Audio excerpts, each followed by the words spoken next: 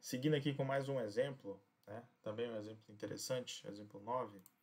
E agora a gente vai aplicar leis de Newton, né, por causa de rotações. Você vai percebendo então que esses primeiros vídeos, essas primeiras aulas, é mais uma recapitulação daquilo que a gente abordou no finalzinho do último capítulo, né, dos vídeos da última semana, sobre como se dá, né, a conservação da energia e as leis de Newton dentro desse contexto agora de rotações, certo?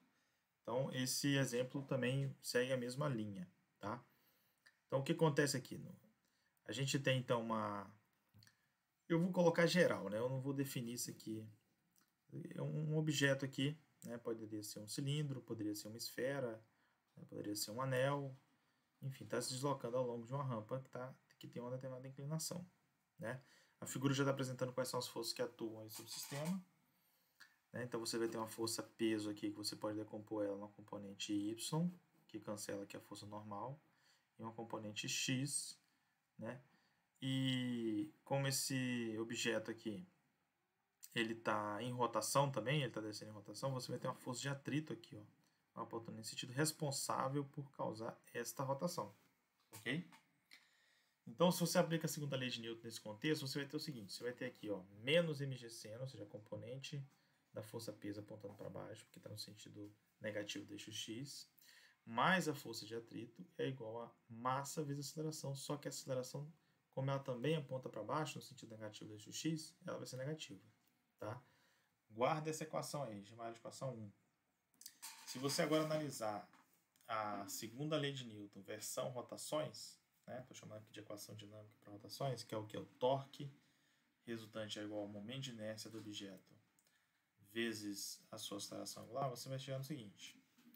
A única força que produz torque aqui é a força de atrito, porque tanto a força peso quanto a força normal, elas atuam ao longo do eixo de rotação. E quando você aplica força no eixo de rotação, o torque é nulo, justamente porque não há distância. Né?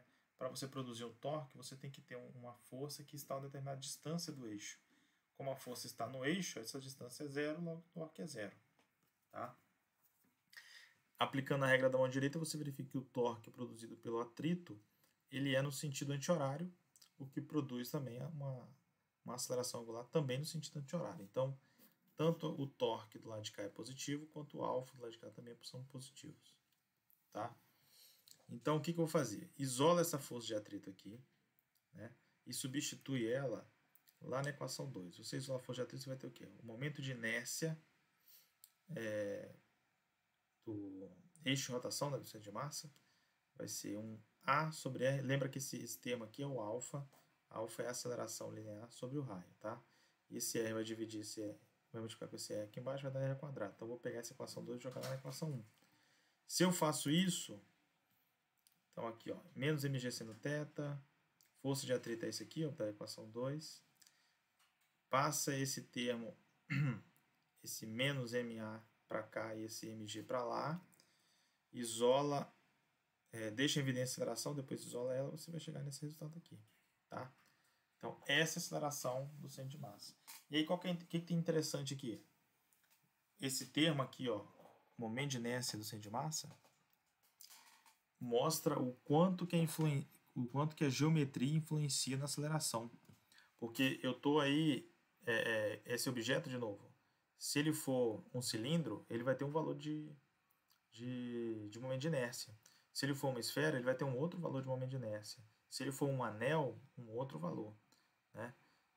Se ele for uma barra, também. Então, ou seja, a geometria que que o objeto vai possuir, isso vai ditar, vai influenciar na dinâmica da aceleração com que ele se desloca. Beleza? Então, não é só simplesmente você colocar um objeto numa rampa de 30 graus que necessariamente ele vai ter aceleração, né, independente do seu formato, ok? Então, fica até aqui como desafio para vocês determinarem para mim qual geometria daquelas que eu apresentei uma tabela para vocês, qual daquelas geometrias da tabela vão me dar a maior aceleração, né? Beleza? Então, consulta lá, analisa a equação e você vai verificar qual geometria que vai dar a maior aceleração. Qual é que ganha, né? É o anel, é o cilindro maciço, é a esfera. Qual dessas três vai causar a maior aceleração? Qual delas vai chegar primeiro ao final da rampa? Tudo bem? Então esse é um exemplo que eu acho bastante interessante, né?